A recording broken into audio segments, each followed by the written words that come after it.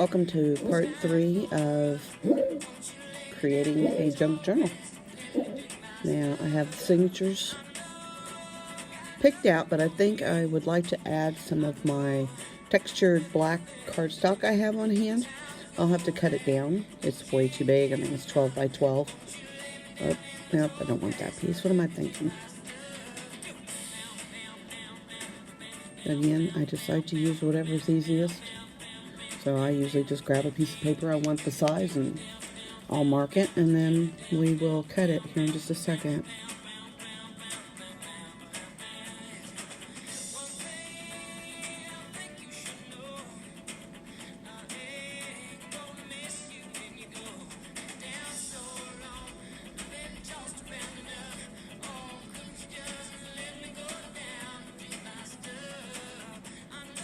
And for this I can use my paper cutter, but if you don't have a paper cutter, a ruler and a razor knife works just fine, whatever you've got.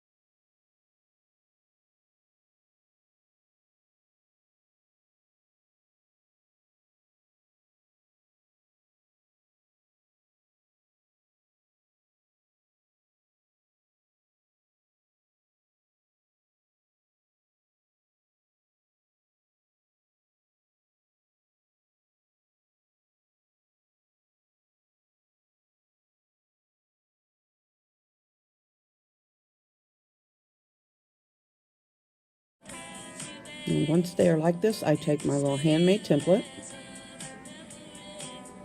and a Sharpie, and then my little handy dandy poking tool, which is to the left with the orange handle.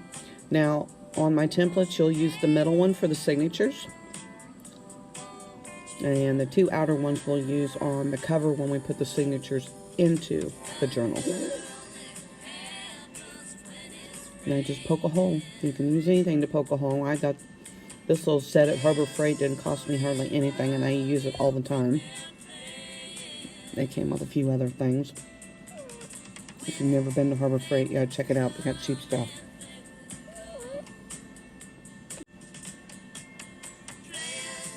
And just poke where we marked. Pretty dang simple, actually. And I can't tell you how many times I've poked my finger. That's probably something I shouldn't brag about.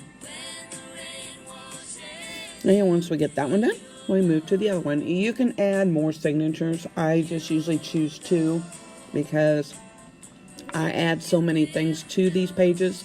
It really makes them thick so that it really expands the width of the journal. If you're just going to do more for writing and you have less, pockets and envelopes and all that kind of stuff, then you can definitely add more pages. And you can come back later and add more if you want. Same concept. Just put your signatures together, mark the holes, and poke them and sew them in.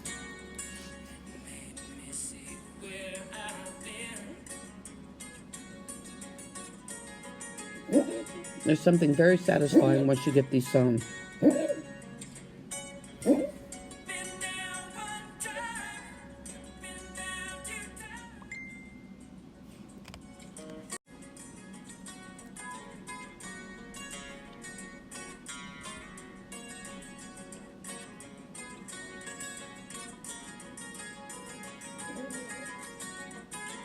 And I leave them clipped, obviously, so that we can sew.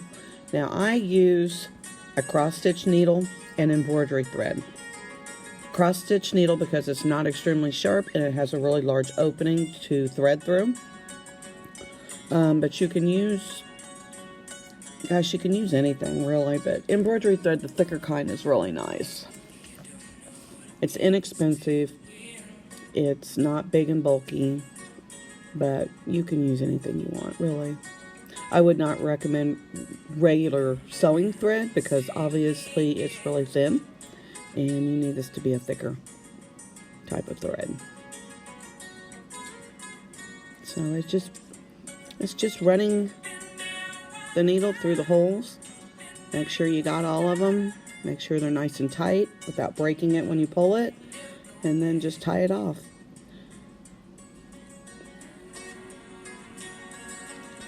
Be sure you tie it in 2 or 3 knots. You don't want it coming apart.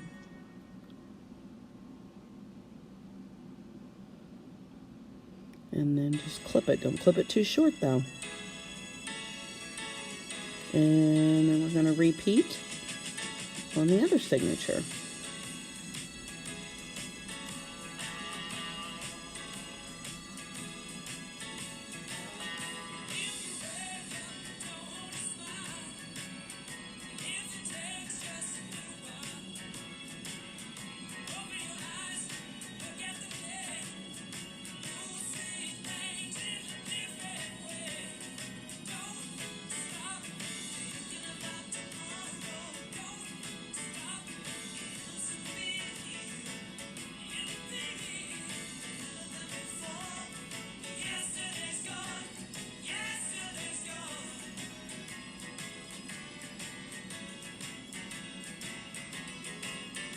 This is my kind of sewing, quick and easy.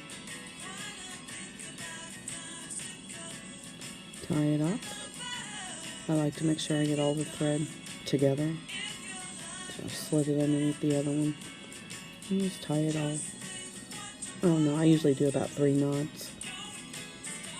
Now if I do it so it comes out on the inside, I usually will tie knots and then sometimes a bow, which I will probably do when I sew it into the journal.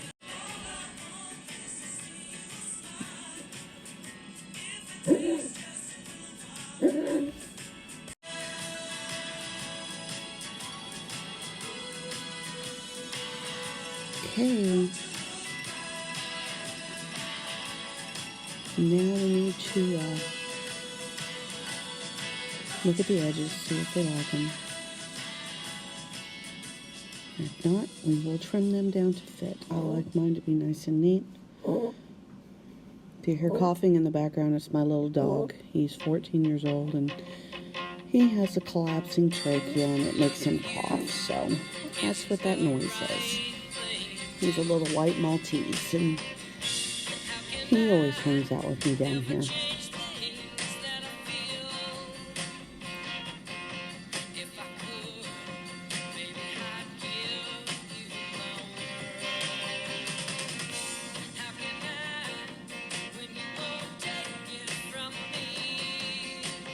I need one of them old school hand paper slicers that the teachers used to use.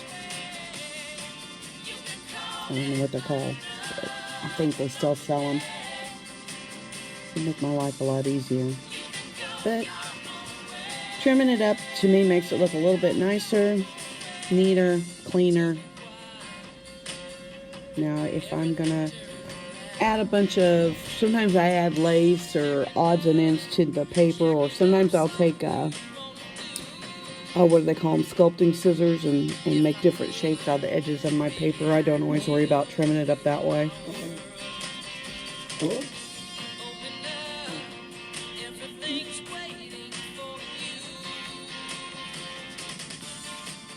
Good arm exercise, if nothing else.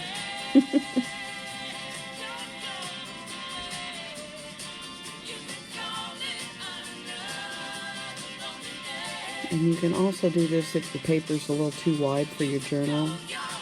You need to cut it down a little bit. Okay, that part's done.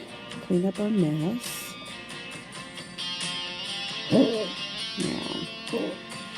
using the same template, we center it on the book, on the spine, and you can use a Sharpie, you can use whatever that you feel works for you.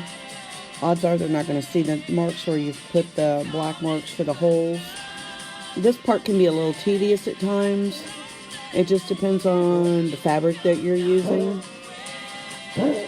Especially if you get patterned fabric, it's really hard to find out where you poke the holes.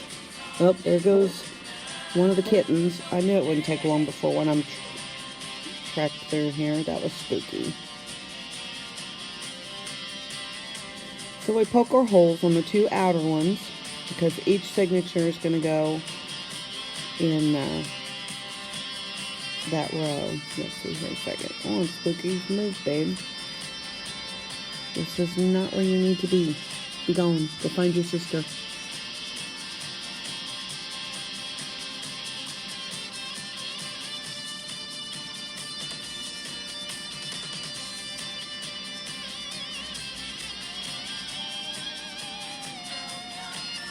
Sewing signatures into these journals can be a little hectic. In the beginning, when I first started making journals, instead of poking holes, I would just run ribbon through the signature and then around the binding of the spine and tie it off in a knot. It's not a bad way to do it. It's actually an easier way to do it. It's not quite as professional, but it still looks good and it still works that way.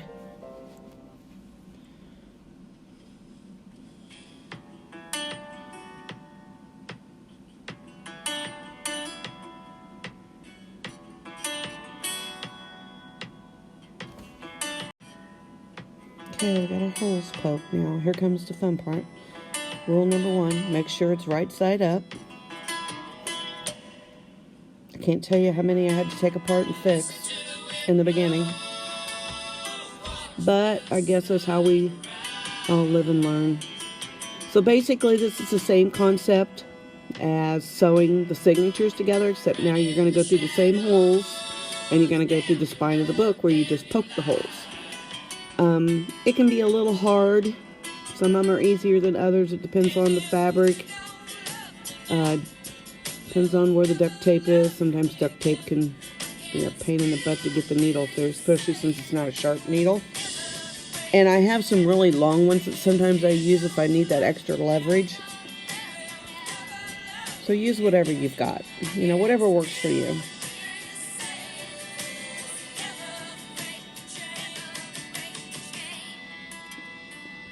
Doggone it, get through there.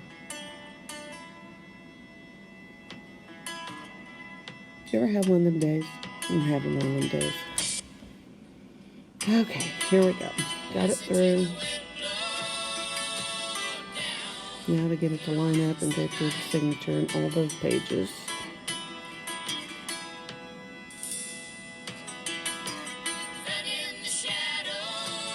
I swear it's not usually this complicated.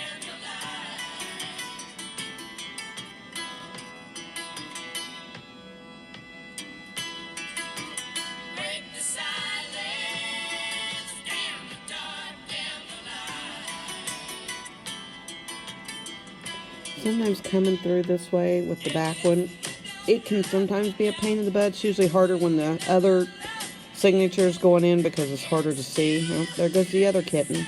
Boo. Honey, what are you doing? That's a nice place to park it. And tie it off. And I will leave these longer because I will probably I will probably tie these into a bow. A little more decorative since they're on the inside of the pages.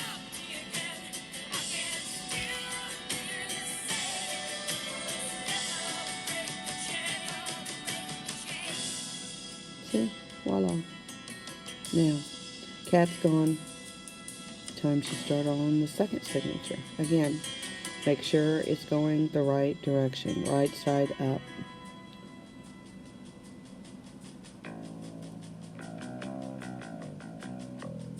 See, I had to flip it. Good thing I checked.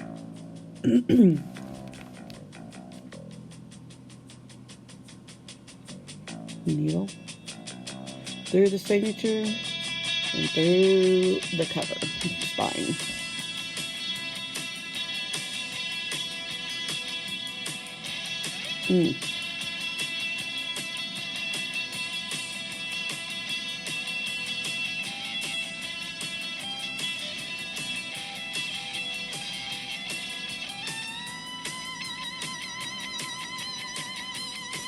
If you're not a patient person, you may want to find a different way to do this.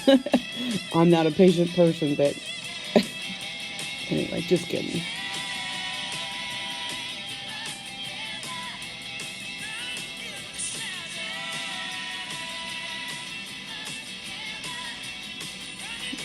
When you thread your needle, make sure you get plenty of thread. You can always cut it off, but if you don't get enough, you can't make more unless you take it all apart. And like I said earlier, embroidery thread's cheap. I buy it by the spool, but you can buy it in little individual packages if you prefer different colors. I stick to black and white just because that's the majority of what I use. But okay, journal pages are in. It's looking good. They seem to fit. I might trim that off a little bit right there. It's a little scraggly looking. Like I said, you can always go back and straighten up what you think doesn't look the greatest. At the very end, when I'm completely done, I'll go back through, and sometimes I add more stuff. Sometimes I just clean up, I call it.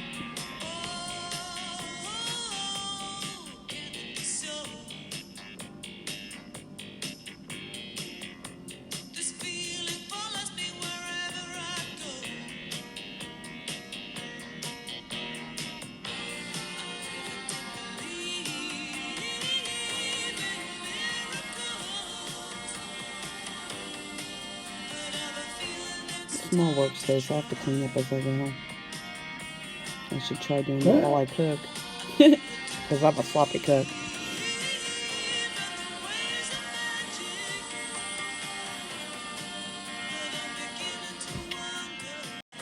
Okay, now I am going to plug in my hot glue gun because I am going to fasten down this piece of material I've got on the spine. It will cover up where the embroidery thread came through, make it a little nicer looking. Occasionally I'll add tassels, which is just ribbons of string and lace and odds and ends, but I chose just to add this piece of fabric. It's a really neat piece. It's real soft and gray and frizzled on the edges, so I think it'll look nice. Since I've got lace and stuff everywhere, I kind of wanted to keep it simple.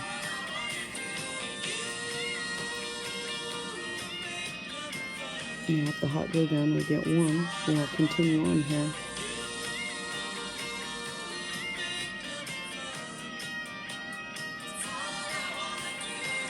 And you want to make sure it lines up and it's nice and straight.